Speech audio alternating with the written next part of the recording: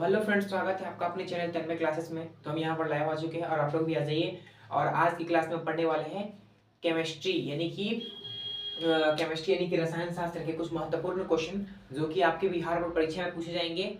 और आज हम पढ़ने वाले हैं केमिस्ट्री के यानी कि रसायन शास्त्र के चैप्टर 1 के 2 नंबर वाले क्वेश्चन। ठीक है, जो आपके क्वेश्चन बैंक से एनालिसिस हैं और आपके बिहार बोर्ड परीक्षा में पूछे जाएंगे। देखिए टाइम बहुत कम है और अभी हम आपसे ये वादा करते हैं कि अभी जो पढ़ा रहे हैं ना, अगर आप पूरा कंप्लीट कर लेते हैं, पूरा देख लेते हैं, तो ये मेरा दावा है कि आपका केमिस्ट्री में गारंटी दे रहे हैं कि आप केमिस्ट्री में हर एक क्वेश्चन को लिख के आइएगा। कुछ ही ऐसा क्वेश्चन होगा जब छोड़ के आइएगा, मेरे हिसाब से तो एक भी छोड़ के नहीं आइएगा। अगर आप वीडियो को अंत तक देख रहे हैं तो गारंटी दे सकते हैं कि आपका 90/90 गारंटी दे सकते हैं। 90 जो कमजोर से कमजोर बच्चे हैं वो 80 ला सकते हैं, इतना गारंटी देंगे अगर पूरा वीडियो देख लेते हैं। तो अभी से लेके आपका 17 फरवरी से एग्जाम स्टार्ट है, तो अभी से लेकर अगर 16 फरवरी तक लगातार मेरे साथ बने रहते हैं तो आप गारंटी दे रहे हैं कि हर एक सब्जेक्ट को अच्छे से पढ़ पाएंगे। ठीक है, इतना कम टाइम बचा है लेकिन फिर भी हम आपको समझा देंगे, अच्छे से एक्सप्लेन कर देंगे। ठीक है, तो प्लीज वीडियो को अंत तक देखिएगा, अंत तक बने रहिएगा। और अभी हम पढ़ाएंगे केमिस्ट्री। ठीक है, केमिस्ट्री के जो इंपॉर्टेंट क्वेश्चन है जो हमें लगता है कि आपको पूछा जाएगा और वही आपको पढ़ना भी चाहिए, क्योंकि अब टाइम कम बचा है तो आपको पढ़ना क्या चाहिए, जो आपके एग्जाम में पूछे जा सकते हैं। अब हर एक चीज आप पढ़ नहीं पाइएगा ना। तो ठीक है, तो कुछ बच्चों का कमेंट था कि भैया केमिस्ट्री में दिक्कत हो रहा है तो मेरे लिए वीडियो बना दीजिए। ठीक है, तो हम केमिस्ट्री के लिए वीडियो लेके आए, क्योंकि फिजिक्स का आपको हम पढ़ा चुके हैं पहले ही कि चैप्टर 1 कंप्लीट करवा चुके हैं। ठीक है, तो अभी आपको क्या करना है, केमिस्ट्री पढ़ा रहे हैं तो केमिस्ट्री पढ़ लीजिए। और आप आज ही हम हिस्ट्री अपलोड किए हैं तो हिस्ट्री देख लीजिएगा वीडियो में, डिस्क्रिप्शन में। आज वीडियो में हिस्ट्री का चैप्टर 1 और चैप्टर 2 का पूरा वन शॉट करवाए हैं, खत्म करवाए हैं, तो उसको पढ़ लीजिएगा तो हिस्ट्री आपका क्लियर हो जाएगा और हिस्ट्री में उससे बाहर नहीं आएगा। और अभी हम पढ़ाने वाले आपका क्या, केमिस्ट्री। तो बिना देर किए हुए क्लास स्टार्ट करते हैं। ठीक है, ठीक है, तो आज की क्लास में पढ़ेंगे केमिस्ट्री के कुछ महत्वपूर्ण क्वेश्चन। ठीक है, तो पूरे अंत तक बने रहिएगा, क्लास को पूरा देखिएगा, प्लीज स्किप मत कीजिएगा। ठीक है, ठीक है, ठीक है, तो स्टार्ट करते हैं। हम क्या पढ़ेंगे आज, हम केमिस्ट्री में आज पढ़ने वाले हम क्या, पहला चैप्टर। ठीक है, ठीक है, कौन सा चैप्टर पढ़ेंगे सर, चैप्टर 1 पढ़ेंगे, चैप्टर 1 पढ़ेंगे। और इसमें जो जो इंपॉर्टेंट क्वेश्चन है वो हम आपको बता रहे हैं। ठीक है, तो प्लीज अंत तक बने रहिएगा, अपने दोस्तों को शेयर कीजिए, वीडियो अच्छा लगे तो लाइक कीजिएगा। ठीक है, शुरू करते हैं हम। ठीक है, शुरू करते हैं हम आज का सबसे पहला क्वेश्चन जो आपका है, पहला क्वेश्चन। पहला क्वेश्चन है दुर्गंध युक्त खाद्य पदार्थ क्या है, दुर्गंध युक्त खाद्य पदार्थ क्या है। सबसे पहला क्वेश्चन है आपका यहाँ। ठीक है, बोर्ड पे सबसे पहला क्वेश्चन है कि दुर्गंध युक्त खाद्य पदार्थ क्या, मतलब जो दुर्गंध मारता है ना वो खाद्य पदार्थ क्या है। तो आप लोग आंसर लिखिएगा। ठीक है, हम पहले लिख लेते हैं फिर आपको समझाएंगे, तो प्लीज बुरा नहीं मानिएगा कि आप समझा नहीं रहे, आप सिर्फ लिख रहे हैं। तो ठीक है, पहले लिख लेते हैं अपनी भाषा में लिखेंगे। जब भोजन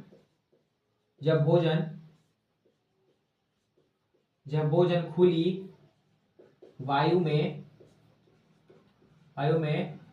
लंबे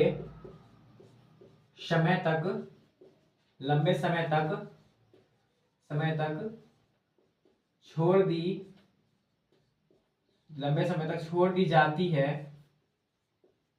जब भोजन खुली वायु में लंबे समय तक छोड़ दी जाती है या दिया जाती है तो उसमें से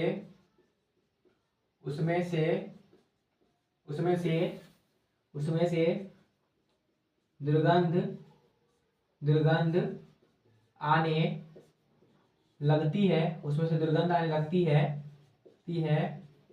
जिसे दुर्गंध युक्त खाद्य पदार्थ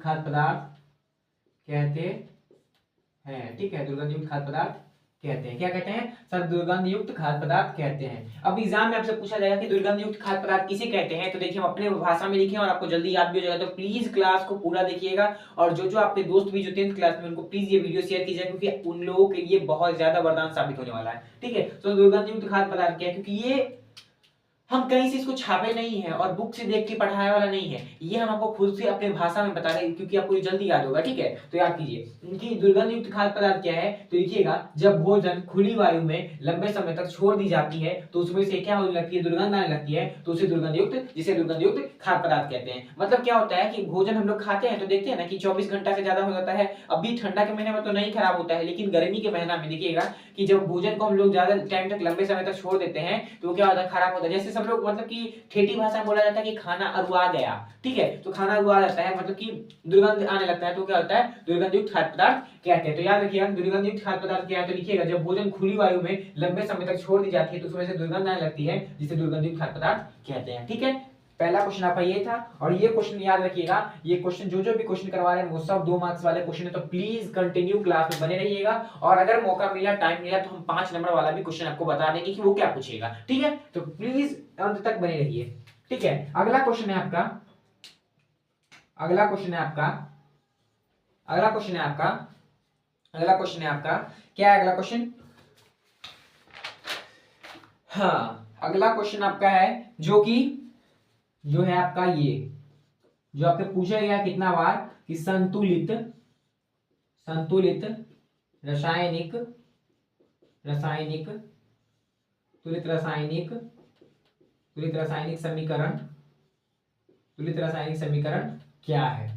ये पूछा गया आपसे कि एग्जाम में कितना बार पूछा गया कि संतुलित रासायनिक समीकरण क्या है। तो आप लिखिएगा वैसी रासायनिक अभिक्रिया जिसमें अभिकारक एवं अभिकारक एवं प्रतिफल दोनों क्या हो, उसका एक समान हो, तो उसको क्या कहते हैं सर? उसे हम कहते हैं संतुलित रासायनिक समीकरण। मतलब कि दोनों की तरफ क्या होगा, मतलब कि दोनों तरफ क्या होगा कि अति क्या होगा, उसका परमाणु संख्या क्या होगा, बराबर होगा। मतलब कि अब देखिए लिख लिख के बताते हैं, इसलिए समझ नहीं आ रहा होगा, अब लिख के बताते हैं कि संतुलित रासायनिक समीकरण क्या है। तो लिखिएगा, लिखिएगा वैसी रासायनिक, वैसी रासायनिक अभिक्रिया, वैसी रासायनिक अभिक्रिया, वैसी रासायनिक अभिक्रिया जिसमें, जिसमें जिसमें अभिकारक एवं, जिसमें अभिकारक एवं प्रतिफल, जिसमें अभिकारक एवं प्रतिफलों के, जिसमें अभिकारक एवं प्रतिफल, वैसी रासायनिक अभिक्रिया जिसमें अभिकारक एवं प्रतिफल, अभिकारक एवं, वैसी रासायनिक अभिक्रिया जिसमें अभिकारक एवं प्रतिफल, वैसी रासायनिक अभिक्रिया जिसमें अभिकारक एवं प्रतिफल के के दोनों तरफ के, दोनों तरफ के परमाणु, परमाणु संख्या, परमाणु संख्या समान हो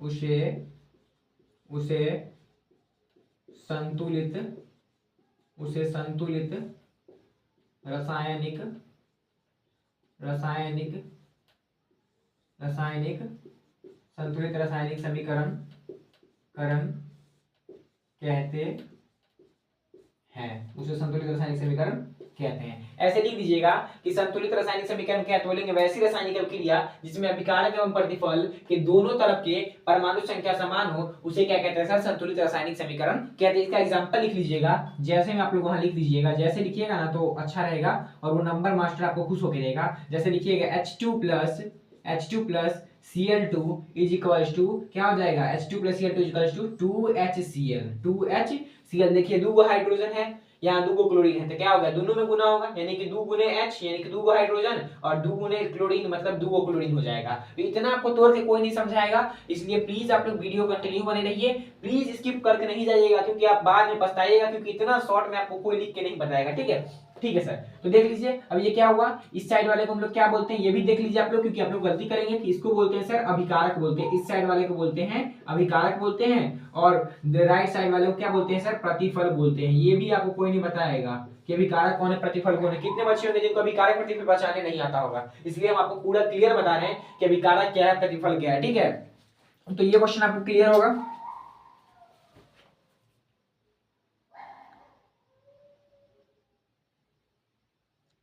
ठीक है, ठीक है, तो हम आते हैं अपने नेक्स्ट पेज पे, क्योंकि देखिए बोर्ड थोड़ा ये है, उस पर लाइट आ जाता है, तो इसलिए थोड़ा अच्छे से आप लोग को नेक्स्ट पेज में बताते हैं। ठीक है, तो आते हैं हम अपने नेक्स्ट पेज पे। ठीक है, आपका अगला क्वेश्चन है कि रासायनिक समीकरण को संतुलित क्यों किया जाता है। ये क्वेश्चन भी आप लोग देखे होंगे, और ये क्वेश्चन भी आपके क्या है, 2 मार्क्स वाले हैं। ये क्वेश्चन भी आपके 2 मार्क्स वाले हैं। ठीक है, तो लिखिए, आंसर लिखते हैं हम लोग कि रासायनिक समीकरण को संतुलित क्यों किया जाता है। तो लिखिएगा, अपने मन से लिखेंगे इसको। कैसे लिखेंगे, अपने भाषा में देखिए, लिखेंगे रासायनिक रासायनिक अभी रासायनिक अभिक्रिया में रासायनिक अभिक्रिया में रासायनिक अभिक्रिया में रासायनिक अभिक्रिया में रासायनिक अभिक्रिया में द्रव्यमान का न तो निर्माण होता है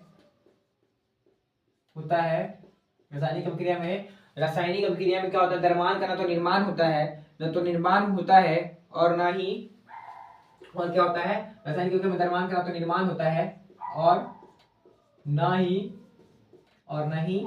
विनाश निर्माण होता है, और ना ही विनाश होता है। रासायनिक अभिक्रिया में द्रव्यमान का न तो निर्माण होता है और ना ही विनाश होता है। क्या होता है, रासायनिक अभिक्रिया में द्रव्यमान का निर्माण होता है और ना ही विनाश होता है, नहीं होता है। और रासायनिक अभिक्रिया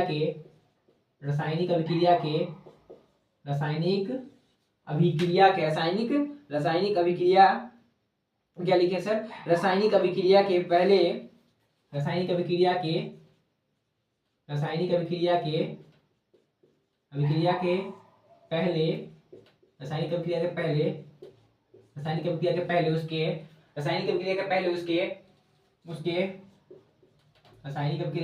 उसके प्रत्येक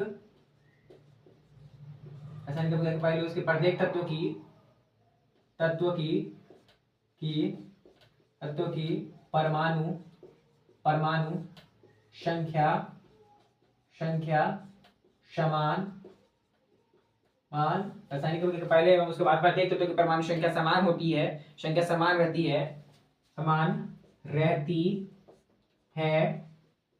इस कारण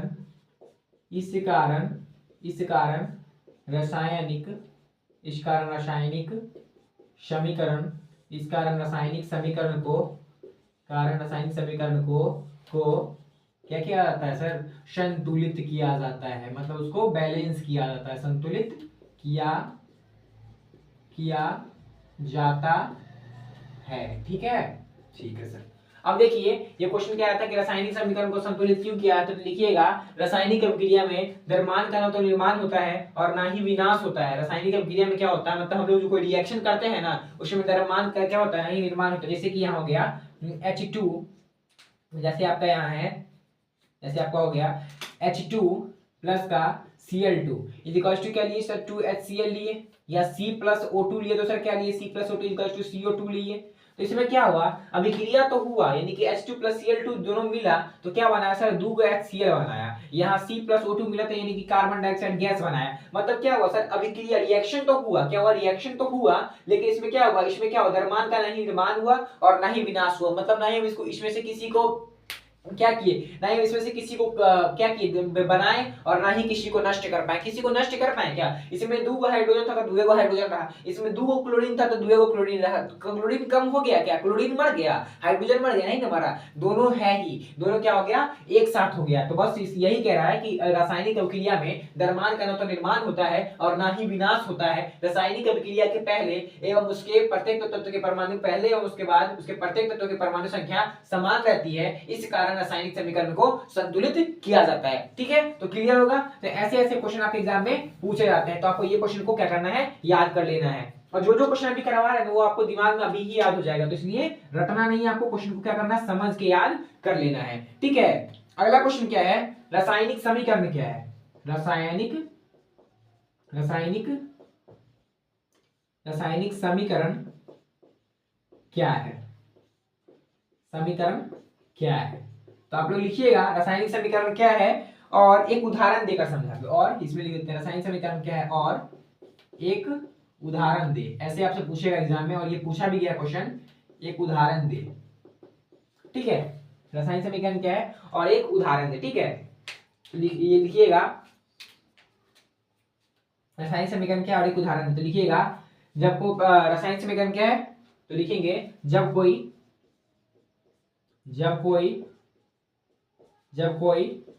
पदार्थ अकेले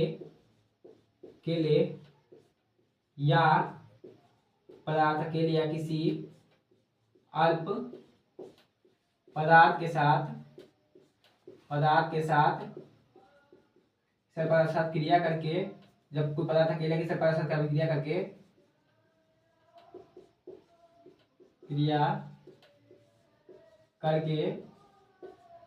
जब कोई पदार्थ अकेले या किसी अल्प पदार्थ का अभिक्रिया करके क्या होता है, जब कोई पदार्थ अकेले या किसी अल्प पदार्थ का अभिक्रिया करके एक या अधिक गुण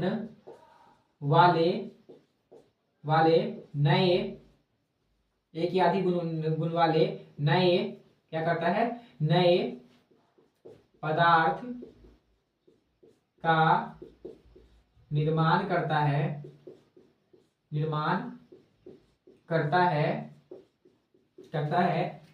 रासायनिक समीकरण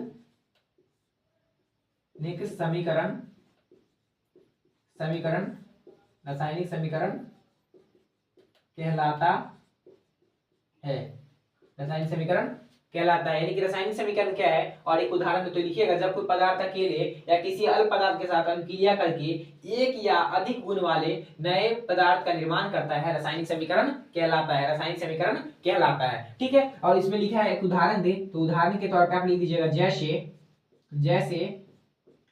जैसे H+O2 इक्वल टू क्या आता है, H2O आता है। अब देखिए अभी हम तुरंत आपको बताए थे, अब हम देखिए डेफिनेशन से ही आपको बता देंगे और डेफिनेशन से ही समझा देंगे, बस गौर से देखिएगा, ठीक है। तो लिखा हुआ है कि रासायनिक समीकरण क्या है, एक उदाहरण दे, तो लिखिएगा जब कोई पदार्थ अकेले या किसी अल्प पदार्थ के साथ अभिक्रिया करके एक या अधिक गुण वाले नए पदार्थ का निर्माण करता है, रासायनिक समीकरण कहलाता है। अब देखिए सर, जब कोई पदार्थ अकेले मतलब एक हाइड्रोजन है किसी अल्प पदार्थ के साथ, यानी कि किसी अल्प पदार्थ क्या हमारा ऑक्सीजन है के साथ अभिक्रिया करता है, अभिक्रिया कर रहा है, ठीक है, अभिक्रिया करता है और एक अधिक गुण वाले नए पदार्थ में क्या करता है, निर्माण करता है। यानी कि ये दोनों सर मिला यानी कि H+ का O2 मिला यानी कि H2O बनाया मतलब क्या हुआ सर, हाइड्रोजन क्या था, हाइड्रोजन को हम लोग जल बोलते हैं। O2 मतलब ऑक्सीजन, O2 मतलब क्या हो गया सर, ऑक्सीजन, O2 मतलब ऑक्सीजन हो गया,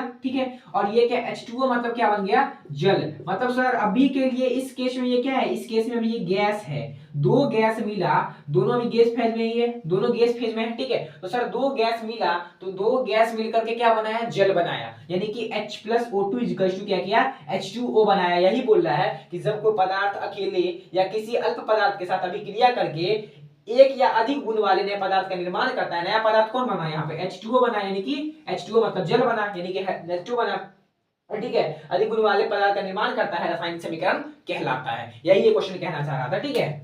तो समझ आ गया होगा।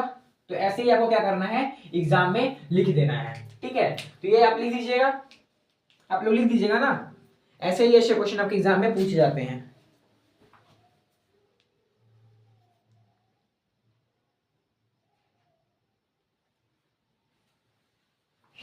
ठीक है। अगला क्वेश्चन है आपका कि रासायनिक समीकरण से प्राप्त होने वाली 3 सूचनाओं को लिखिए। मतलब कि रासायनिक समीकरण से हमें कौन सी 3 सी सूचना प्राप्त होती है वो आपको लिखना है, ठीक है। तो रासायनिक समीकरण से प्राप्त होने वाली 3 सूचनाओं को लिखिए। तो आप लोग लिखिएगा रासायनिक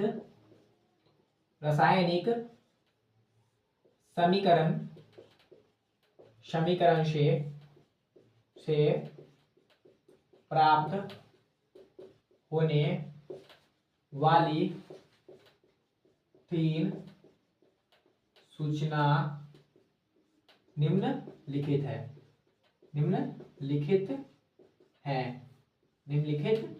है, ठीक है। ठीक है, रासायनिक समीकरण से प्राप्त होने वाली 3 सूचनाएं निम्नलिखित है। पहला क्या है, रासायनिक समीकरण से प्राप्त होने वाली 3 सूचनाएं निम्नलिखित है। पहला है आपका आयतनिक सूचना, आयतनिक सूचना सूचना। दूसरा है आपका गुणात्मक सूचना, गुणात्मक सूचना, गुणात्मक सूचना। ठीक है, तो क्या लिखा है कि रासायनिक समीकरण से प्राप्त होने वाली 3 सूचनाओं को लिखे, तो लिखिएगा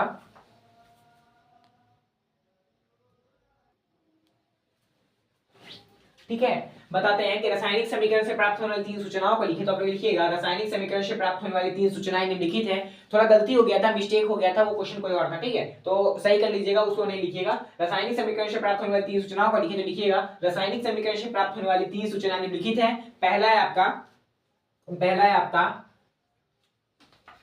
पहला है आपका पहला है आपका यह क्या करता है, यह क्या करता है, यह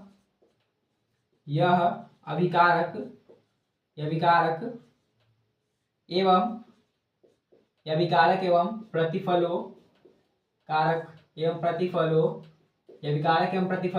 क्या बोलता है कि रासायनिक समीकरण से प्राप्त होने वाली 3 सूचनाओं को लिखिए, तब लिखिएगा रासायनिक समीकरण से प्राप्त होने वाली 3 सूचना निम्नलिखित है। यह अभिकारक एवं प्रतिफलों के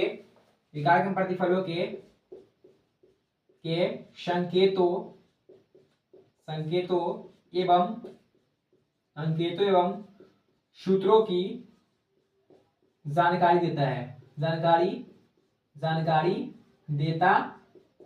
ये इसका पहला हो गया कि यह विकारक एवं प्रतिफलों के संकेतों सूत्रों की जानकारी देता है। दूसरा क्या आपका सर, दूसरा है आपका, पहला लिख दीजिएगा कि यह विकारक एवं प्रतिफलों के क्या करता है, यह विकारक एवं प्रतिफलों के संकेतों सूत्रों की क्या करता है, जानकारी देता है। और दूसरा लिखिएगा यह विकारक एवं प्रतिफलों के क्या बोलता है, द्रव्यमानों को बताता है। यह विकारक एवं प्रतिफलों के द्रव्यमानों को बताता है। यह विकारक एवं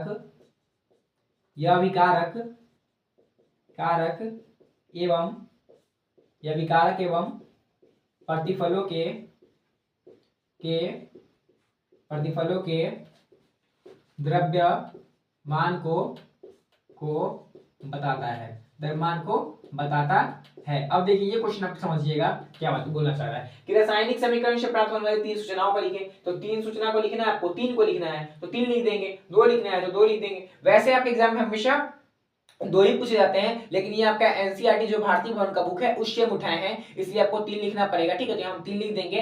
ठीक है, आप लोग को एग्जाम में हमेशा 2 ही पूछा जाएगा। अगर 2 नंबर वाले क्वेश्चन रहेंगे तो, अगर 5 नंबर वाले रहेंगे तो आपको 4-5 लाइन भी लिखना पड़ सकता है। ठीक है, तो लिखिएगा रासायनिक समीकरण से प्राप्त होने वाली 3 सूचनाओं को लिखिए, तो लिखिएगा रासायनिक समीकरण से प्राप्त होने वाली 3 सूचनाएं निम्नलिखित है। पहला आपका यह विकारक एवं प्रतिफलों के संकेतों सूत्रों की जानकारी देता है। दूसरा लिखिएगा यह विकारक एवं प्रतिफलों के द्रव्यमान को क्या करता है, बताता है। और यह तीसरा लिखिएगा आप, तीसरा लिखिएगा ये, और तीसरा क्या लिखिएगा कि यह अभिक्रिया में भाग लेने वाले पदार्थों की क्या करता है, यह अभिक्रिया में भाग लेने वाले क्या करता है,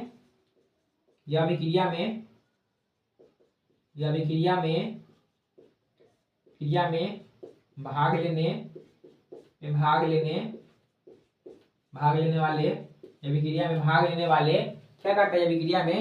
अभिक्रिया में भाग लेने वाले क्या करता है, यह अभिक्रिया में भाग लेने वाले अभिकारकों के क्या करता है जी, 1 मिनट रुकिएगा जी। यह अभिक्रिया में भाग लेने वाले ये अभिक्रिया में भाग लेने वाले अभिकारकों के क्या करता है, अभिक्रिया में भाग लेने वाले अभिकारकों के परमाणु संख्या को क्या करता है, परमाणुओं एवं अणुओं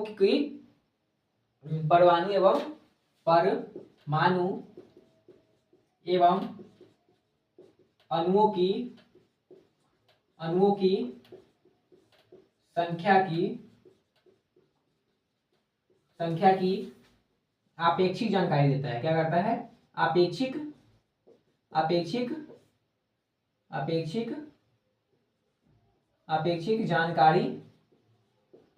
जानकारी देता है। ठीक है, तो आप लोगों को लिखना क्या है, सुनिएगा, ध्यान से सुनिएगा कि रासायनिक समीकरण से प्राप्त होने वाली 3 सूचनाओं के लिखे। ठीक है, तो वो क्या करना है, लिखेंगे रासायनिक समीकरण से प्राप्त होने वाली 3 सूचनाएं निम्नलिखित है। पहला कि सर ये अभिकारक एवं प्रतिफल के संकेतों और सूत्रों की जानकारी देता है। मतलब ये क्या करता है, ये अभिकारक एवं प्रतिफलों के संकेत एवं सूत्रों की क्या करता है, जानकारी देता है। यानी कि देखिए हम देखिए एक एग्जांपल लेते हैं, क्या सर लिए C+O2 ले लिए, C+O2 लिए तो कार्बन है O2 है, मतलब ये क्या बना, एक ये कार्बन है ये ऑक्सीजन है, दोनों गैसीय है, तो सर दोनों मिलकर क्या बनाया, कार्बन डाइऑक्साइड बनाया। क्या कार्बन डाइऑक्साइड बनाते हैं। ये बोलता है ये अभिकारक एवं प्रतिफल के संकेतों और सूत्रों की जानकारी देता है, संकेत एवं सूत्र की जानकारी देता है। देखिए यहाँ पे ये प्लस है, यहाँ पे प्लस है, यहाँ ये O2 है, यहाँ क्या करता है ये O2 है, ये कार्बन है। तो देख लीजिए ये तीर के इस साइड है, तीर के इस साइड है, तो इसको क्या बोलेंगे, अभिकारक बोलेंगे। और तीर के अगर इस पार वाला जो होगा वो क्या होगा सर, वो प्रतिफल होगा। तो बस इतना आपको क्लियर रखना है कि अभिकारक एवं प्रतिफल के संकेतों और सूत्रों की जानकारी देता है। दूसरा क्या सर, ये अभिक्रिया एवं प्रतिफल के द्रव्यमानों को बताता है, मतलब इसके द्रव्यमान यानी कि इसके मास को बताता है, इसके मास को बताता है। ठीक है। तीसरा क्या सर, ये अभिक्रिया में भाग लेने वाले अभिकारकों के परमाणुओं एवं अणुओं की संख्या का आपेक्षिक जानकारी देता है, मतलब उसका जो अंदर से अंदर का उसका में क्या हो, मेन जानकारी हो, जो डिटेल में जानकारी हो, वो जानकारी ये देता है। ठीक है। कौन देता है, तो सर रासायनिक समीकरण से प्राप्त होने वाली 3 सूचनाओं में ये आता है। ठीक है, तो लिख दीजिएगा। ठीक है। तीसरा लाइन वैसे आपसे नहीं पूछेगा, आपसे 2 ही पूछेगा कि ये दोनों लाइन आप लोग लिख देते हैं, ये दोनों लाइन अगर आप लोग लिख देते हैं तो आपका काम हो जाएगा। ठीक है, 2 नंबर के लिए। ठीक है, तो आते हैं अपने नेक्स्ट क्वेश्चन पे। ठीक है, देखिए नेक्स्ट क्वेश्चन है आपका, और वो क्वेश्चन है आपका क्या, वो क्वेश्चन है आपका, आप कैसे प्रदर्शित करेंगे,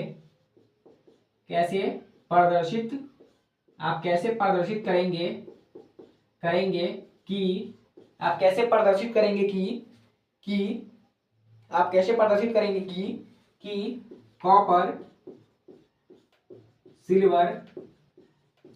सिल्वर से अधिक क्रियाशील, ये क्वेश्चन है ना, कॉपर सिल्वर से अधिक क्रियाशील होता है, अधिक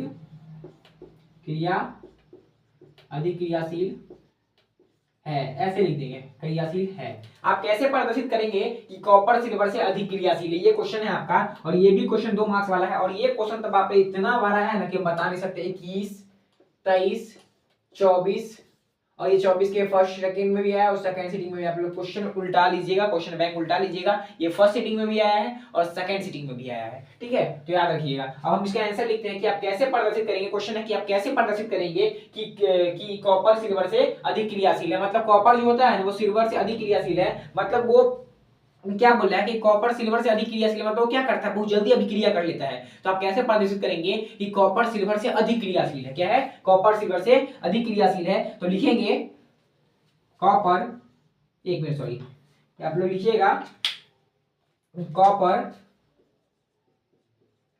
कॉपर विद्युत क्या है, कॉपर विद्युत रासायनिक श्रेणी में, कॉपर विद्युत रासायनिक कॉपर विद्युत रासायनिक श्रेणी में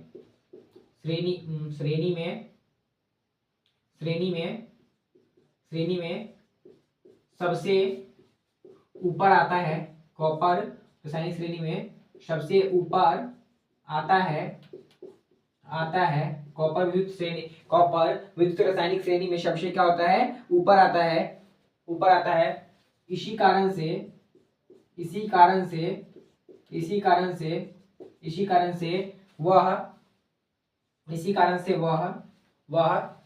वह सिल्वर को क्या कर देता है, विस्थापित कर देता है। विस्थापित कर देता है सिल्वर को विस्थापित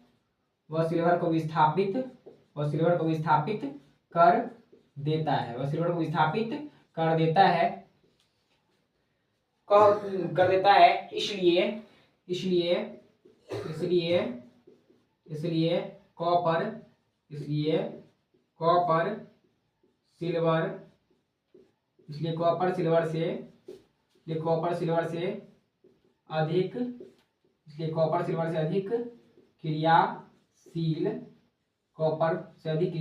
इसलिए कॉपर सिल्वर से अधिक क्रियाशील है। ठीक है, तो याद रखिएगा। तो जब भी आपसे पूछेगा कि आप कैसे प्रदर्शित करेंगे कि कॉपर सिल्वर से अधिक क्रियाशील है, तो आप लोग लिखिएगा कॉपर विद्युत रासायनिक श्रेणी में, मतलब कि कॉपर जो होता है विद्युत रासायनिक श्रेणी में, जो पीरियोडिक टेबल होता है ना, ठीक है, कॉपर विद्युत रासायनिक श्रेणी में सबसे ऊपर आता है। इसी कारण से वह सिल्वर को विस्थापित कर देता है, इसी कारण से वो क्या करता है, सिल्वर को विस्थापित कर देता है। इसलिए कॉपर सिल्वर से क्या है, अधिक क्रियाशील होता है। इसलिए कॉपर क्या होता है, सिल्वर से अधिक क्रियाशील होता है। ठीक है, तो ये क्वेश्चन में आपको क्लियर होगा। ठीक है, तो आते हैं हम अपने नेक्स्ट क्वेश्चन पे। ठीक है, अगला क्वेश्चन आपका कि संयोजन अभिक्रिया क्या है। ठीक है, अगला क्वेश्चन आपका कि संयोजन अभिक्रिया क्या है। ठीक है, तो संयोजन अभिक्रिया क्या है, संयोजन अभिक्रिया क्या है, तो लिखिएगा लिखिएगा वैसी रासायनिक अभिक्रिया, एक मिनट, आप लोग लिखिएगा वैसी वैसी रासायनिक वैसी रासायनिक वैसी रासायनिक अभिक्रिया वैसी रासायनिक अभिक्रिया वैसी रासायनिक अभिक्रिया जिसमें क्या, वैसी रासायनिक अभिक्रिया जिसमें वैसी रासायनिक अभिक्रिया जिसमें दो या दो से अधिक, क्या लिखेंगे कि संयोजन अभिक्रिया क्या, तो लिखिएगा वैसी रासायनिक अभिक्रिया जिसमें दो या दो से अधिक अभिकारक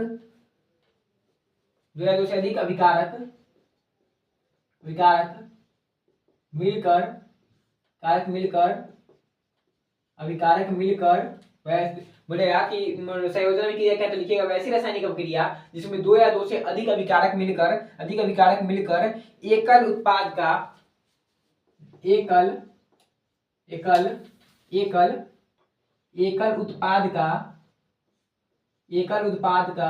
निर्माण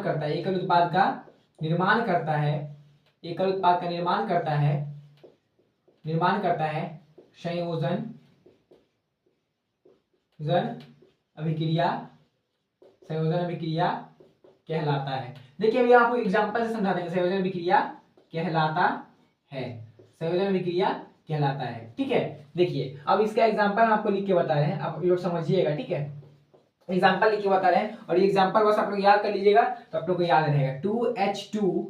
2H2 plus O2 equals to क्या होता है सर, 2H2O होता है। क्या होता है सर, 2H2O होता है। देखिए दूगो हाइड्रोजन था, दूगो ऑक्सीजन हो गया, क्या हो गया, दूगो हाइड्रोजन था, दूगो ऑक्सीजन हो गया, यानी कि 2H2 है, O2 है, मतलब दूगो ऑक्सीजन दूगो हाइड्रोजन, ये क्या हो गया, 2 दूना 4, यानी कि देखिए सर ये 2 दूना 4 करेंगे तो 2H2 मतलब H2, ये 2 इससे भी गुना होगा, इससे भी गुना होगा, यानी कि देखिए 2 गुने H2 यानी कि 4 गो हाइड्रोजन, ठीक है, 2 गुने 2 किए तो, और सर 2 गुने O किए यानी कि 2 गो ऑक्सीजन यानी कि O2 हो गया। तो यही हो गया आपका क्या, संयोजन अभिक्रिया। तो लिखिएगा वैसी रासायनिक अभिक्रिया जिसमें दो या दो से अधिक अभिकारक मिलकर एकल उत्पाद का निर्माण करता है। क्या करता है, एकल उत्पाद का निर्माण करता है, क्या कहलाता है, संयोजन अभिक्रिया कहलाता है। एग्जांपल लिख दीजिएगा 2H2 plus O2 equals to 2H2O।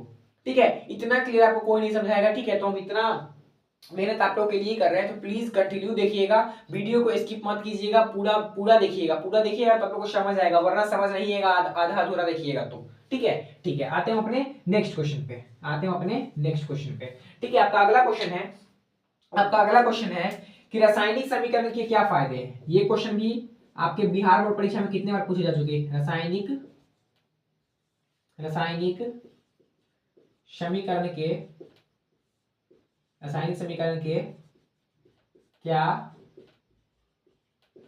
क्या फायदे हैं। अब देखिए ये क्वेश्चन आपके बिहार बोर्ड परीक्षा में कितने बार पूछे जा चुके हैं। ठीक है, तो लिखिएगा रासायनिक समीकरण के फायदे निम्नलिखित है। क्या है, रासायनिक समीकरण के फायदे निम्नलिखित हैं।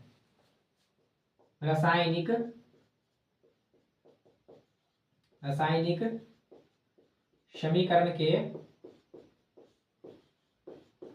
समीकरण के फायदे निम्नलिखित हैं। रासायनिक समीकरण के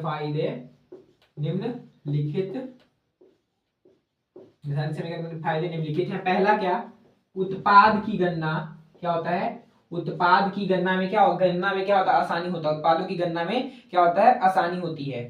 उत्पाद की गणना में आसानी होती है। उत्पादों की गणना में क्या होती है, आसानी होती है। ठीक है, पहला दूसरा की है, ठीक है, उत्पाद की, ठीक है, उत्पाद की गणना में आसानी होती है। दूसरा लिखिएगा आप लोग क्या सर, दूसरा क्या लिखेंगे, दूसरा लिखिएगा आप लोग कागज की बचत होती है। कागज की, कागज की बचत, बचत, कागज की क्या होती है सर, बचत होती है, कागज की बचत होती है, कागज की बचत होती है। ठीक है, तो क्लियर होगा आप लोगों को। तो लिखिएगा रासायनिक समीकरण के क्या क्या फायदे हैं। मतलब देखिए रासायनिक समीकरण का क्या क्या था, पहला देखिए रासायनिक समीकरण के क्या फायदे हैं, तो लिखिएगा रासायनिक समीकरण के फायदे निम्नलिखित है। पहला है कि उत्पाद की गणना में क्या होता है, आसानी होता है। मतलब कि कोई भी चीज जो होता है तो उसमें गिनते जो है ना, तो उसको गिनने में क्या होता है, आसानी। गणना मतलब होता है क्या, गिनना। गणना का मतलब क्या होता है, गिनना। साइंस के हर एक वर्ड को कोई नहीं समझ पाता है, ठीक है, तो हम आपको तोड़ तोड़ के बता रहे हैं कि उत्पादों की गणना में क्या होती है, आसानी होती है। मतलब उत्पादों को गिनने में क्या होता है, आसानी होता है, काउंटिंग करने में आसानी होता है। फिर क्या है सर, कागज की बचत होती है, इसमें पेज का क्या होता है, पेपर का बचत होता है। ठीक है, इसमें रासायनिक समीकरण के फायदे में, ठीक है, तो यही सब इसका फायदा है। ठीक है, तो क्लियर होगा आपको ये क्वेश्चन, क्लियर होगा आप लोगों को ये क्वेश्चन। तो आते हैं हम अपने नेक्स्ट पेज में, आते हैं अपने नेक्स्ट क्वेश्चन पे। देखिए अगला क्वेश्चन आपका कि ऑक्सीकरण अवकरण अभिक्रिया क्या, सॉरी कॉल आ गया था, ठीक है, ऑक्सीकरण अवकरण अभिक्रिया क्या है। तो लिखिएगा कि ऑक्सीकरण अवकरण अभिक्रिया क्या है। देखिए इसमें दो क्वेश्चन आपको पूछ रहा है, ऑक्सीकरण भी पूछ रहा है और अवकरण भी पूछ रहा है। ऑक्सीकरण मतलब होता है जिसमें क्या ऑक्सीजन का संयोग हो, ऑक्सीजन को जोड़ा जाए तो ऑक्सीकरण होगा, और जिसमें ऑक्सीजन का वियोग हो तो उसको क्या कहेंगे सर, अवकरण अभिक्रिया कहेंगे। तो इसको देखिए दोनों को हम अलग अलग तोड़ के बताएंगे आपको, जिससे आपको ज्यादा समझ आएगा। दोनों को एक साथ नहीं लिखना है, ऐसा क्वेश्चन जब भी पूछेगा तो पहले ऑक्सीकरण का लिख देंगे और फिर दूसरा लिखेंगे अवकरण का। ठीक है, तो लिखते हैं सर, सबसे पहले लिख देंगे इसमें ऑक्सीकरण अवक्रिया, ऑक्सीकरण अवकरण अभिक्रिया क्या है। तो लिखिएगा सबसे पहले ऑक्सीकरण का लाइन बना देंगे कि ऑक्सीकरण, ऑक्सीकरण अभिक्रिया लिख देंगे, ऑक्सीकरण अभिक्रिया, ऑक्सीकरण अभिक्रिया। ठीक है, ऐसा क्वेश्चन पूछेगा तो क्या करेगा ना लोग कि ऑक्सीकरण अवकरण अभिक्रिया दोनों को एक साथ कर देगा। दोनों को एक साथ किया तो नंबर नहीं मिलेगा, दोनों को अलग अलग कर दीजिएगा, अलग अलग पॉइंट वाइज लिखिएगा तो ज्यादा नंबर आएगा। ठीक है, और समझ भी आएगा, और वो जो कॉपी चेक करेगा ना उसको दिखेगा अच्छे से। ठीक है, तो ऑक्सीकरण अवकरण अभिक्रिया क्या है, तो लिखेंगे, लिखेंगे वैसी, वैसी रासायनिक अभिक्रिया, वैसी रासायनिक अभिक्रिया, रासायनिक अभिक्रिया, वैसी रासायनिक अभिक्रिया जिसमें, जिसमें वैसी रासायनिक अभिक्रिया जिसमें ऑक्सीजन का, ऑक्सीजन का संयोग, ऑक्सीजन का संयोग, ऐसे रासायनिक जिसमें ऑक्सीजन का संयोग और हाइड्रोजन का, हाइड्रोजन का निष्कासन होता है, निष्कासन होता है, होता है, ऑक्सीकरण अभिक्रिया कहलाता है। ऑक्सीकरण, ऑक्सीकरण अभिक्रिया, अभिक्रिया, ऑक्सीकरण अभिक्रिया कहलाता है, ऑक्सीकरण अभिक्रिया कहलाता है। ठीक है, तो जब बोले आपसे कि ऑक्सीकरण अभिक्रिया क्या है तो लिख दीजिएगा वैसी रासायनिक अभिक्रिया जिसमें ऑक्सीजन का संयोग हो और हाइड्रोजन का निष्कासन होता है उसे ऑक्सीकरण अभिक्रिया कहते हैं। ठीक है, और दूसरा लिखिएगा इसमें कि अवकरण अभिक्रिया क्या है। दूसरा लिखिएगा अवकरण, अवकरण, अवकरण अभिक्रिया क्या है। इसमें लिखिएगा, देखिए उसमें क्या हो रहा है कि ऑक्सीजन का संयोग हो रहा है। देखिए लिखने में बहुत दिक्कत होता है, ठीक है, फिर भी हम आप लोगों के लिए लिख रहे, इतना मेहनत कर रहे हैं। आप लोग को जो हम बता रहे हैं ना, मेरे शब्दों को समझिए, जल्दी याद होगा आप लोगों को। ऑक्सीकरण अभिक्रिया में क्या होता है कि ऑक्सीकरण अभिक्रिया क्या है, वैसी रासायनिक अभिक्रिया जिसमें ऑक्सीजन का क्या होगा, संयोग होगा, मतलब कि ऑक्सीजन जुड़ेगा तो उसको क्या कहेंगे, ऑक्सीकरण अभिक्रिया। और वैसी रासायनिक अभिक्रिया जिसमें ऑक्सीजन नहीं जुड़ेगा, उसमें हाइड्रोजन जुड़ेगा। पहले वाले में क्या होगा कि ऑक्सीजन, ऑक्सीकरण, ऑक्सीकरण, ऑक्सीकरण, ऑक्सीकरण मतलब क्या, ऑक्सीजन का संयोग हो रहा है, और अवकरण मतलब ऑक्सीजन को साइड कर रहा है। मतलब अवकरण में क्या हो रहा है, हाइड्रोजन जुड़ रहा है, और ऑक्सीकरण में ऑक्सीजन जुड़ रहा है। ठीक है, तो देख लीजिए पहले कि अवकरण अभिक्रिया क्या है। तो लिखिएगा वैसी रासायनिक, वैसी रासायनिक अभिक्रिया, रासायनिक अभिक्रिया जिसमें, जिसमें ऑक्सीजन का, वैसी रासायनिक अभिक्रिया जिसमें हाइड्रोजन का संयोग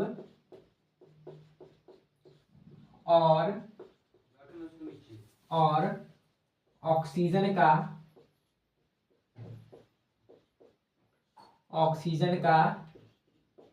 निष्कासन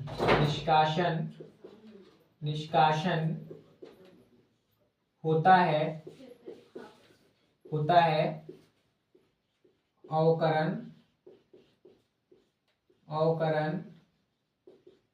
अभिक्रिया कहलाता है। क्या कहलाता है सर? अवकरण अभिक्रिया कहलाता है। मतलब ऑक्सीकरण अभिक्रिया क्या है? तो वैसी रासायनिक अभिक्रिया जिसमें ऑक्सीजन का संयोग हो और हाइड्रोजन का क्या हो? निष्कासन हो, उसको क्या कहते हैं सर? ऑक्सीकरण अभिक्रिया कहते हैं। और अवकरण अभिक्रिया क्या सर? तो वैसी रासायनिक अभिक्रिया जिसमें हाइड्रोजन का संयोग और ऑक्सीजन का निष्कासन होता है अवकरण अभिक्रिया कहलाता है। ठीक है, तो याद होगा, क्लियर हो जाएगा। तो ऑक्सीजन यानी कि ऑक्सीजन का क्या हो गया? संयोग हो गया, मतलब ऑक्सीजन जुड़ गया। और अवकरण में क्या हो गया? ऑक्सीजन का संयोग नहीं हुआ, वो नहीं जुड़ा, उसमें हाइड्रोजन जुड़ा अवकरण में। तो देखिए, एक ऑक्सीकरण और एक अवकरण का हम आपको एग्जांपल बता देते हैं, जो कि आप एग्जाम में पूछेगा तो आप लोग लिख दीजिएगा। देखिए, ऑक्सीजन यानी कि ऑक्सीकरण में क्या करेंगे? H2 यानी कि क्या करेंगे सर? C+O2, मतलब क्या हो गया सर? CO2 बन गया। मतलब इसमें क्या हो गया? ऑक्सीजन का संयोग हो गया, मतलब ऑक्सीजन जुड़ गया। मतलब ये क्या हो गया सर? ये हो गया आपका ऑक्सीकरण अभिक्रिया। क्या हो गया? ऑक्सीकरण अभिक्रिया। अब अवकरण अभिक्रिया का एक एग्जांपल दे दीजिए। तो अवकरण अभिक्रिया का एग्जांपल हो जाएगा H2 + Cl2। इसमें क्या गया सर? 2HCl यानी कि क्या होगा? इसमें देखो, इसमें हाइड्रोजन जुड़ गया और इसमें क्या हो रहा था? इसमें ऑक्सीजन जुड़ा, यानी कि ऑक्सीकरण अभिक्रिया, और इसमें हाइड्रोजन जुड़ा, मतलब क्या? अवकरण अभिक्रिया। ठीक है, तो यही मतलब समझाना था कि ऑक्सीकरण अभिक्रिया क्या है और अवकरण अभिक्रिया क्या है। दोनों आप लोगों को क्लियर होगा कि ऑक्सीकरण क्या है, तो मतलब ऑक्सीकरण अवकरण अभिक्रिया क्या है। तो सबसे पहले आपको ऑक्सीकरण अभिक्रिया बताएंगे। तो सर, ऑक्सीकरण अभिक्रिया क्या है? तो सर, वैसी रासायनिक अभिक्रिया जिसमें क्या ऑक्सीजन का संयोग हो, मतलब ऑक्सीजन जुड़ जाए और हाइड्रोजन बाहर चला जाए, तो क्या हो गया? ऑक्सीकरण अभिक्रिया। और अवकरण अभिक्रिया क्या है? तो सर, वैसी रासायनिक अभिक्रिया जिसमें क्या हो?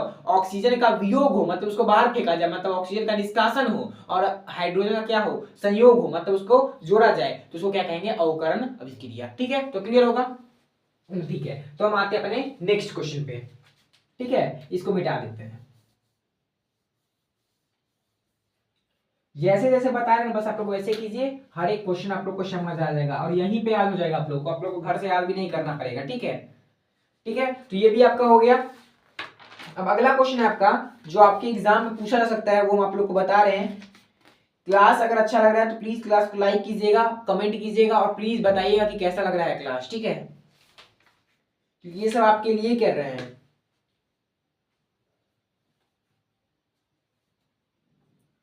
अब देखिए, अगला क्वेश्चन है आपका कि उष्मा क्षेपी एवं उष्मा शोषी अभिक्रिया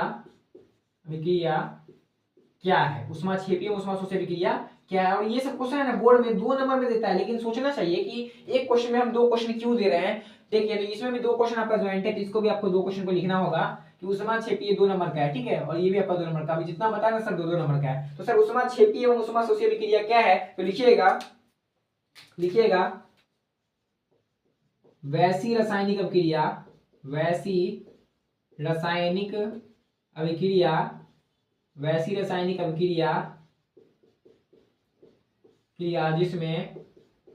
जिसमें उष्मा ऊर्जा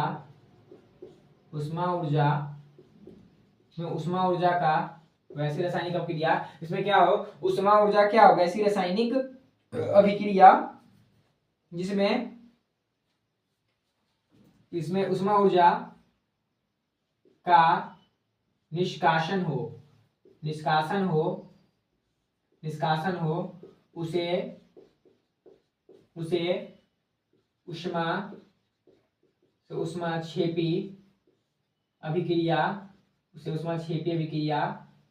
उष्माक्षेपी अभिक्रिया कहते हैं। अब देखिए क्या कहना चाह रहा है कि वैसी रासायनिक अभिक्रिया जिसमें उष्मा ऊर्जा का निष्कासन हो, उष्मा ऊर्जा क्या हो, निष्कासन हो, उसे कहते हैं उष्माक्षेपी अभिक्रिया। मतलब क्या हो, वैसी रासायनिक अभिक्रिया जिसमें उष्मा मतलब हीट जो होता है ना, वो हीट मतलब कि गर्मी हो रहा है, तो गर्मी क्या हो, रिलीज हो, बाहर चला जाए, मतलब कि बाहर चला जाए। जैसे कि हम लोग को ठंडा लगता है, अभी देखिए, अब सबसे पहला बात क्या, अभी ठंडा का महीना, क्या है, ठंडा का महीना है, तो ठंडा के महीना में क्या होता है, हम लोग को ठंडा लगता है। तो ठंडा क्यों लगता है, क्योंकि जो मतलब कि वायुमंडल जो होता है ना, तो वायुमंडल का टेम्परेचर हमारे बॉडी से क्या होता है, कम रहता है, इसलिए हम लोग को ठंडा लगता है। वही गर्मी के महीना में क्या होता है कि वायुमंडल का टेम्परेचर ज्यादा होता है, हमारे बॉडी का टेम्परेचर कम होता है, तो इसलिए हम लोग को क्या होता है, गर्मी लगता है। और अभी के टाइम में हम लोग का टेम्परेचर क्या होता है, ज्यादा होता है, और वायुमंडल का टेम्परेचर कम होता है, इसलिए हम लोग को ठंडा लगता है। ठीक है, तो ये क्वेश्चन भी देखिए हम कितना बड़ा बात हम लोग को बता दिए, इसको भी समझिएगा। ठीक है, तो यही लिखना है कि उष्माक्षेपी अभिक्रिया कहते हैं वैसी रासायनिक अभिक्रिया जिसमें उष्मा ऊर्जा का क्या हो, निष्कासन हो, उसे उष्माक्षेपी अभिक्रिया कहते हैं। ठीक है, और दूसरा क्वेश्चन क्या है, ये दूसरा है। ठीक है, और ये पहला है, तो ये पहला का आंसर था। अब दूसरा का आंसर लिख देंगे, इसमें क्या करना, बस चेंज करना है कि वैसे रासायनिक अभिक्रिया जिसमें उष्मा ऊर्जा का निष्कासन हुआ, इसमें लिख देंगे वैसे रासायनिक अभिक्रिया जिसमें उष्मा ऊर्जा क्या हो, अंदर लेते हैं, तो उसको अंदर लेने को क्या बोलते हैं, बताइए, आप लोग कमेंट कर सकते हैं कि अंदर लेने को क्या बोलते हैं, अवशोषण हो, क्या हो, उसका अवशोषण हो। ठीक है, तो वैसी रासायनिक अभिक्रिया, वैसी रासायनिक अभिक्रिया, वैसी रासायनिक अभिक्रिया जिसमें, वैसी रासायनिक अभिक्रिया जिसमें उष्मा ऊर्जा का अवशोषण हो, उष्मा ऊर्जा क्या हो, अवशोषण हो, उसे उष्माशोषी अभिक्रिया, उसे उष्माशोषी अभिक्रिया क्या कहते हैं, उसे उष्माशोषी अभिक्रिया कहते हैं, उसे क्या कहते हैं, उष्माशोषी अभिक्रिया कहते हैं। मतलब इसमें क्या हो, हीट रिलीज होकर बाहर चला जाए, वो हो गया उष्माक्षेपी अभिक्रिया, और जिसमें हीट अंदर आ जाए, मतलब हीट को एब्जॉर्ब किया जाए, अवशोषित किया जाए, उसको कहते हैं उष्माशोषी अभिक्रिया। शोषी मतलब क्या कर रहा है, देखिए सोख रहा है, ठीक है, एनर्जी को सोख रहा है, एब्जॉर्ब कर रहा है, और उष्माक्षेपी मतलब क्या हो रहा है, एनर्जी को बाहर फेंक रहा है। ठीक है, तो क्लियर होगा आपको। तो आते हैं अपने नेक्स्ट पेज में। अगला क्वेश्चन आपका कि अवक्षेपण अभिक्रिया क्या है, अवक्षेपण अभिक्रिया क्या है, तो क्या लिखिएगा आप लोग कि वैसी रासायनिक अभिक्रिया जिसमें क्या हो, इसमें प्रतिफल क्या हो, अवक्षेप के रूप में बनकर पृथक हो जाता है, उसको क्या कहते हैं, अवक्षेपण अभिक्रिया कहते हैं। तो लिखिएगा, और क्या लिखिएगा कि वैसी रासायनिक अभिक्रिया, वैसी रासायनिक अभिक्रिया जिसमें प्रतिफल, रासायनिक अभिक्रिया जिसमें प्रतिफल अवक्षेप के रूप में पृथक हो जाता, वैसे रासायनिक अभिक्रिया जिसमें प्रतिफल अवक्षेप के रूप में पृथक हो जाता है, अवक्षेपण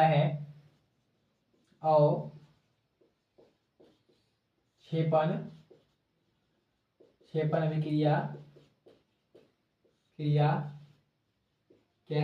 कहलाता है। ठीक है, तो बोलिएगा कि अवक्षेपण अभिक्रिया क्या, तो लिखिएगा वैसी रासायनिक अभिक्रिया जिसमें प्रतिफल अवक्षेप के रूप में क्या हो, पृथक हो जाता है। पृथक का मतलब होता है अलग होना, पृथक का मतलब होता है अलग होना, वैसी रासायनिक अभिक्रिया जिसमें प्रतिफल अवक्षेप के रूप में पृथक हो जाता है, अवक्षेपण अभिक्रिया कहलाता है। ठीक है, तो इसका एग्जांपल लिख देंगे, जैसे में लिख देंगे AgCl, जैसे क्या लिखेंगे, जैसे लिखेंगे NaCl प्लस Ag, क्या है, मतलब इसका एग्जांपल लिख देंगे, जैसे में NaCl प्लस AgNO3 = हो जाएगा। अभी क्रिया करवाएंगे इसका, तो क्या होगा कि NaNO3 क्या करेगा, जो ज्यादा, मतलब क्या होगा, जो ज्यादा तरलशील होगा, ज्यादा अभिक्रिया करेगा, वो जल्दी कर लेगा अभिक्रिया। तो NaCl प्लस AgNO3 तो क्या हो जाएगा, तो हम क्या लिखेंगे सर, AgCl प्लस NaNO3, मतलब क्या होगा, Ag के किससे विक्रिया कर लेगा, AgCl से विक्रिया कर लेगा, और NaNO3 किससे विक्रिया कर लेगा, Na से अभिक्रिया कर लेगा, मतलब AgCl प्लस NaNO3 अभिक्रिया के बाद हो जाएगा। ठीक है, ठीक है सर। अगला क्वेश्चन आता है आपका, तो ये लिख दीजिएगा कि अवक्षेपण अभिक्रिया क्या है, तो वैसी रासायनिक अभिक्रिया जिसमें प्रतिफल अवक्षेप के रूप में पृथक हो जाता है अवक्षेपण अभिक्रिया कहलाता है। और एग्जांपल लिखना होगा तो एग्जांपल भी लिख दीजिएगा। ठीक है, अगला क्वेश्चन है आपका, अगला क्वेश्चन है आपका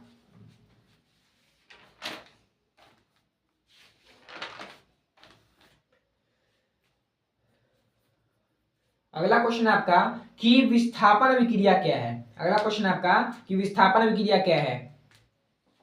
अगला क्वेश्चन आपका विस्थापन अभिक्रिया क्या है, या विस्थापन अभिक्रिया को ही एकल विस्थापन अभिक्रिया कहते हैं। विस्थापन अभिक्रिया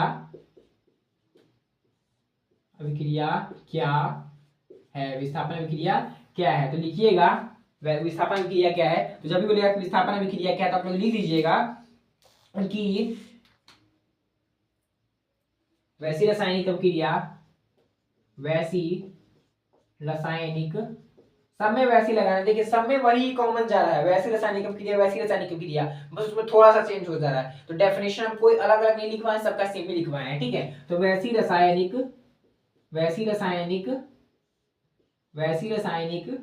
अभिक्रिया, रासायनिक अभिक्रिया जिसमें वैसी रासायनिक अभिक्रिया जिसमें वैसी रासायनिक अभिक्रिया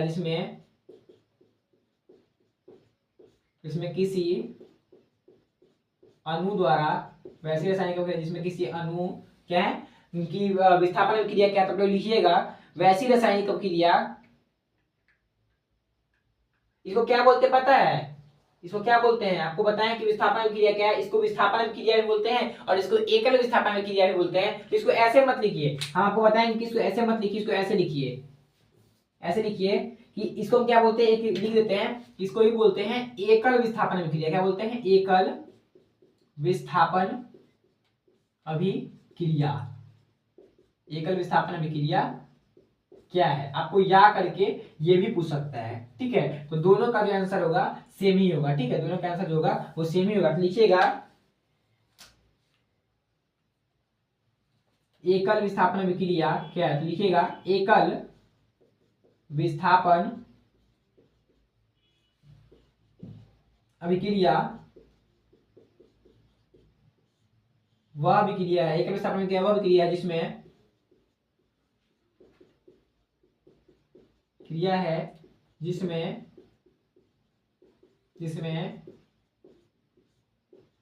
किसी अणु द्वारा, किसी एकल विस्थापन अभिक्रिया वह अभिक्रिया है वैसे वह अभिक्रिया है जिसमें किसी अणु में उपस्थित किसी अणु में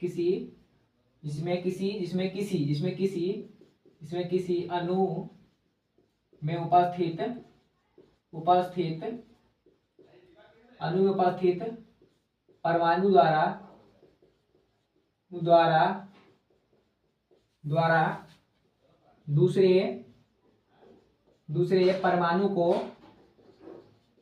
परमाणु द्वारा दूसरे परमाणु को विस्थापित कर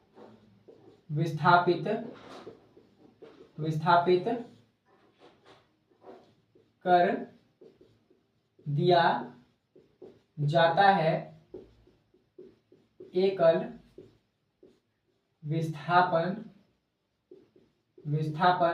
एकल विस्थापन अभिक्रिया कहलाता है। क्या कहलाता है सर, एकल विस्थापन अभिक्रिया कहलाता है। ठीक है, तो बोलिएगा कि विस्थापन अभिक्रिया क्या है या एकल विस्थापन अभिक्रिया क्या है, तो लिखिएगा कि एकल विस्थापन अभिक्रिया वह अभिक्रिया है जिसमें किसी अणु में उपस्थित परमाणु द्वारा किसी दूसरे परमाणु को विस्थापित कर दिया जाता है, एकल विस्थापन अभिक्रिया कहलाता है। विस्थापन से क्या मतलब है, विस्थापित कर देता है, उसको गायब कर देता है, तो एकल विस्थापन अभिक्रिया कहलाता है। ठीक है, और एकल विस्थापन अभिक्रिया का आपको हम एग्जांपल बता देंगे। एकल विस्थापन अभिक्रिया का आप लोग को एग्जांपल बता देंगे, जैसे में लिख दीजिएगा Fe plus CuSO4 equals to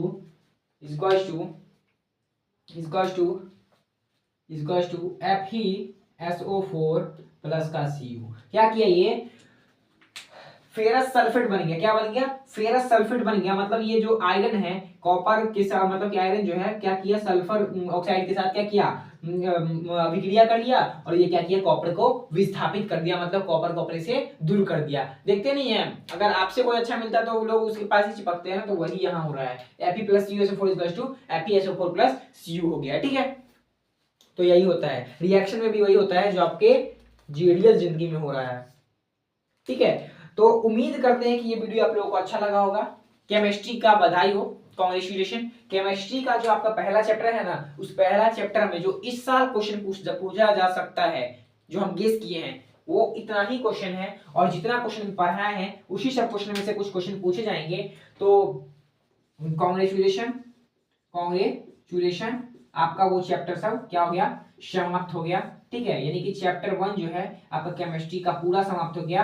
जो आपका क्वेश्चन बैंक से भी एनालाइज किए, क्या किए हैं सर, क्वेश्चन बैंक से भी एनालाइज किए हैं, बुक से भी एनालाइज किए हैं एनसीईआरटी से, और जो आपका मॉडल पेपर था हम उससे भी देख लिए हैं। आपका इससे बाहर क्वेश्चन नहीं आएगा 2 नंबर के लिए, ये पहला चैप्टर का था। तो अगर ये वीडियो आप लोगों को अच्छा लगा, अगर, और देखिए हम पहले बता रहे हैं, प्लीज इसको याद या लिखने का कॉपी, मतलब याद तो करना है आपको, लिखने का कोशिश मत कीजिए, क्योंकि लिखिएगा तो टाइम बर्बाद होगा ना, इतना कैसे लिखिएगा। हम जो खुद लिखते हैं तो लिखने में टाइम बर्बाद हो रहा है, लेकिन आप लोग को लिखना नहीं है। हम आप लोग के लिए मेहनत करें, लेकिन आपको लिखना नहीं है। आपको क्या करना है, पढ़ के समझना है। ठीक है, पढ़ के समझ लेना है और याद कर लेना है। नहीं हो रहा तो स्क्रीनशॉट ले लीजिए, या आप लोग को नोट्स चाहिए तो आप मैसेज कीजिए कि नोट्स भेज दीजिए। वैसे तो आप लोग इसको भी स्क्रीनशॉट लेकर पढ़ सकते हैं, या रिकॉर्ड, सबसे मस्त ये बोलेंगे कि रिकॉर्डेड वीडियो को आप लोग देखिए, रिकॉर्डेड वीडियो को पूरा देखिए, स्किप मत कीजिए, आप लोग को समझ आएगा। ठीक है, तो मिलते हैं किसी नेक्स्ट क्लास में, तब तक के लिए मन लगाकर पढ़िए। Take care and bye.